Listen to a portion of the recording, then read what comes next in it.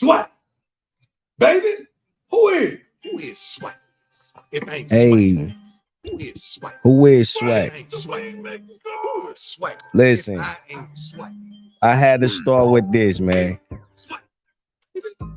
Good morning. Swat. Who is Swat?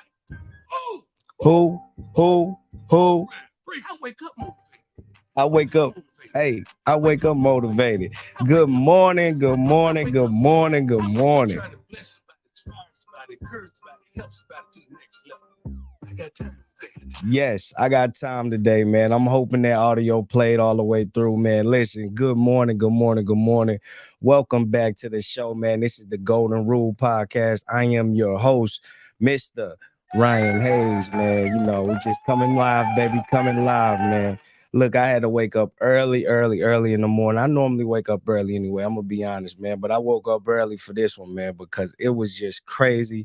Last night, yesterday's news, all of the things that happened yesterday in college football was major.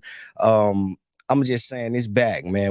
I was excited about football season being back, but we can go no further. We can look no further. We can just, basically show nothing but appreciation to the man. We got to give it up for Coach Prime. Listen, man, this is gonna be on all news cycles for the first half of the week. I mean, Monday morning, your news cycle, your ESPN First Take. Shannon Sharp is coming back to TV this Monday morning on Labor Day, so that'll be exciting. I'm sure every sports center has been playing it. It's been going on, man. If you haven't heard the news, Coach Prime and the Colorado Buffaloes defeat TCU yesterday, 45-42. Oh man, it was a crazy game. It was real back and forth in that second half. The first half, it looked like, to be honest, Colorado looked like in the first half they could have dominated. They missed a few deep passes that could have, been touchdowns, and it looked like they could have stretched the lead early. But TCU gathered itself. They came back second half, man. It was exciting all the way down to the wire, man. 45-42, like I said, 3-point victory.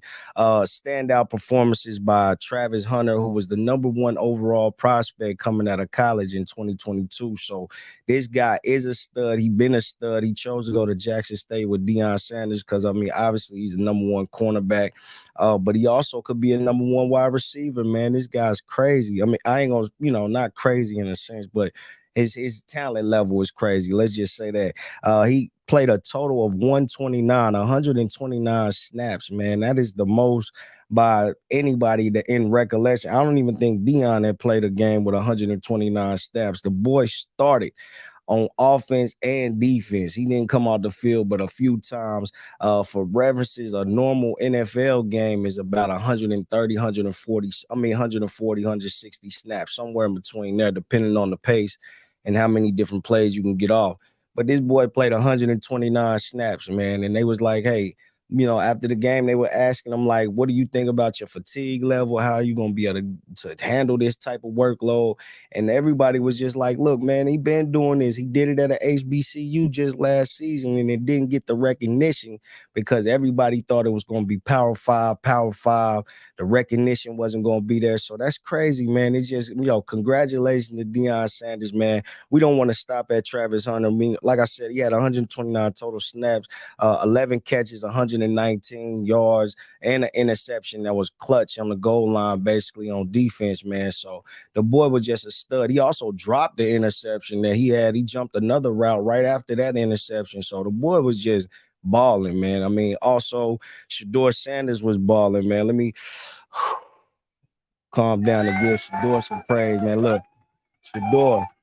Look, man, because it's hard. I mean, being in your father's shoes, if your father, I mean, I don't know. I can't speak on this from experience because I didn't have a professional basketball or football playing father, but to play a sport and to follow in your father's shoes like this has to be crazy. I mean, the amount of pressure going through your body, having to deal with different questions. If you fail, then you makes it look like your father's failing. And Shedeur has said after the game that he just want to, let him know he had his dad's back. Like, look, man, If I fail, then we fail, and then I fail, and I make him look bad. And he already a proven champion. So the man's won at every level, man. It was no reason to doubt him. I honestly was not expecting this type of performance, if I must be honest. I'm rooting for Dion. I want him to, have all the success, because a lot of people turned their back on him. They were mad because he left HBCU, some of his own people. And I say that, they his people, but at the same time, they ain't. They wishing he do bad, man. They mad at him for leaving HBCUs, and I feel like the anger and the energy was directed in the wrong path. The man just wanted to elevate, and a lot of times you got people who don't want to see other people around them elevate, man. They want you doing good, but never better than them. So you just gotta watch that, man, and fight through it, man. I do appreciate what the Colorado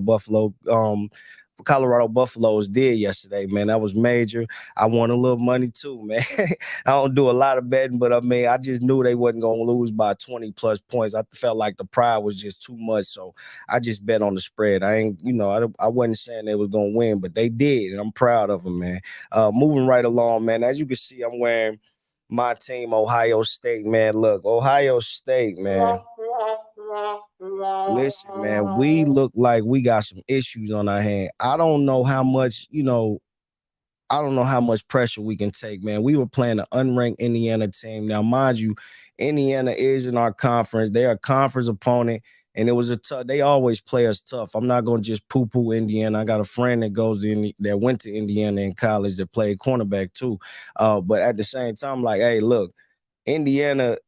Yeah, that was a terrible performance by our guys, man. Kyle McCord, we don't have a quarterback, man. I feel like we're balancing Kyle McCord and Devin Brown, who's a younger quarterback. Kyle McCord came out. He actually was the high school quarterback of Marvin Harrison Jr. So we was hoping the connection on that level would have been a little better, but Marvin Harrison and Ibuka and our Fleming, all our wide receivers had pretty mediocre games, man, because the quarterback was really just missing them, wasn't throwing on the ball. I mean, it was ugly, man. I really fear for my Ohio State Buckeyes, if I'm being completely honest.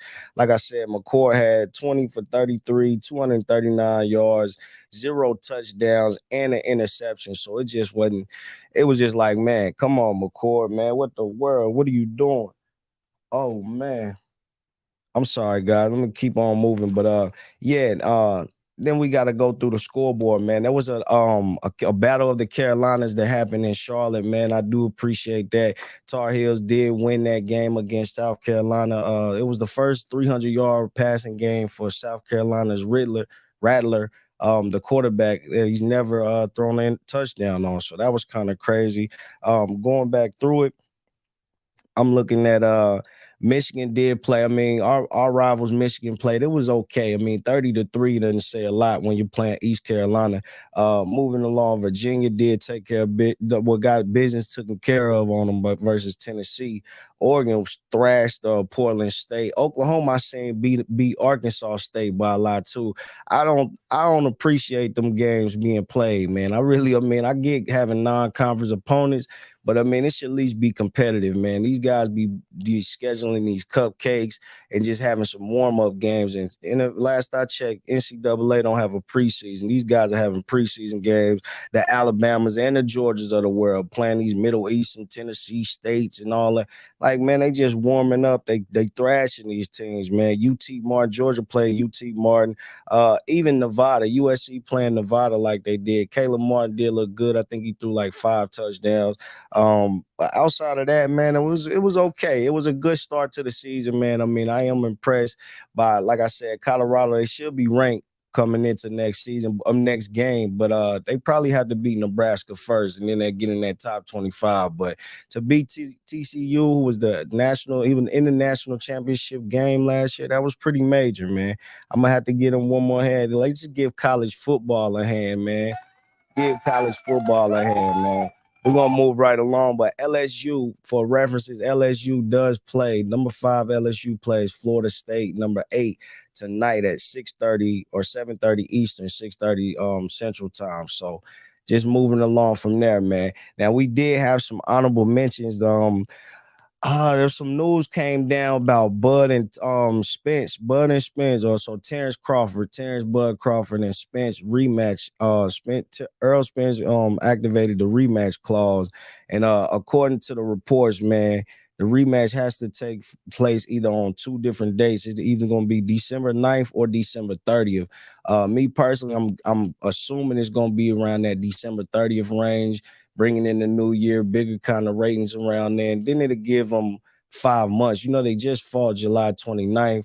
It didn't look good for Earl Spence. I mean, if we keeping it real, it didn't look good for him. I feel like he needs to give his body time to recover. I'm not sure if he's gonna pass all the neurology scans and all of the, to claim that he's healthy. I mean, I'm sure he just activated it to show he wasn't scared. I'm sure he not, but it don't look like it's gonna be too much different. Even if it's at 154, I think that decision is ultimately up to Bud Crawford. So I mean, he can stay at 147 if he wanted to, but I think his intentions are to move up too. He said it was tough for him to make 147. So we'll look forward to that, man. We'll see the details that come out, later. But right now, the biggest fight that's supposed to be happening is September 30th, Canelo versus Charlo. So we're gonna keep our eyes on that because I do know Bud wants the winner of that. He's not really focused on. He'd rather be fighting the winner of that and getting prepared for that than fighting Spence again. But hey, the money is the money. Moving along, man. Simone Manuel. There was another. Let's give her a hand clap, man. Excuse me. It is Sunday morning, so we giving praise. But Simone Manuel from USA, man, she became the first black woman, the first black gold medalist women's solo swimmer, man. So that was a major accomplishment, a nice little honorable mention. Nice little plug for Miss Simone. Simone Manuel, you deserve it, girl. Go, girl. Nah, man. And then we had a situation with Mac Brown, man. When I wanted to mention Mac Brown on that Carolina, the Battle of the Carolinas, and whether it was North Carolina Tar Heels versus South Carolina Gamecocks. North Carolina coach Mac Brown became the first and only coach to win at least 100 FBS games with two different teams. He had 158 wins while he was at Texas, the University of Texas. So, hook 'em horns, go Longhorns on that.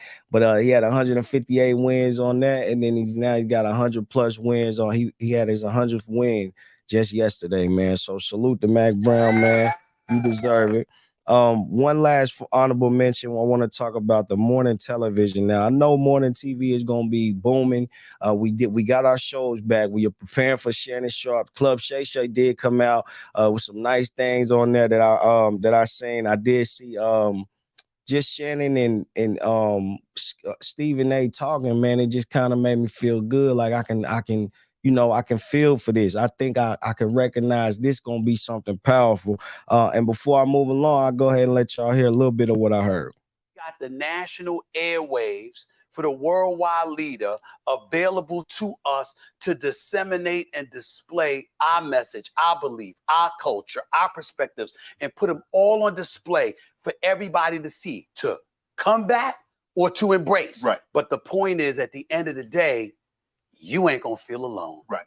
You gonna be there and we gonna be together. Why? Because I'm gonna have your back. That's why. And they gonna have your back. And that's the way it's gonna be. That's the way it's gonna be. You one of the few, Stephen A. Because I know a lot of people that could have opportunities to help somebody, but they want to be the only ninja with money. I don't want that. I told you this, and I'll tell the audience.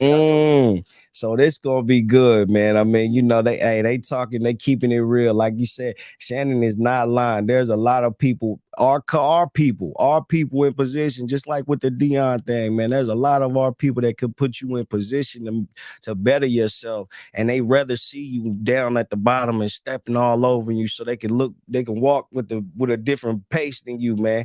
I'm telling you, that's why it's not about how much you got, man. It's how much you feel. And I just feel like, man, look, Shannon is absolutely right. There are people out there who have more than you and still want to hate on you.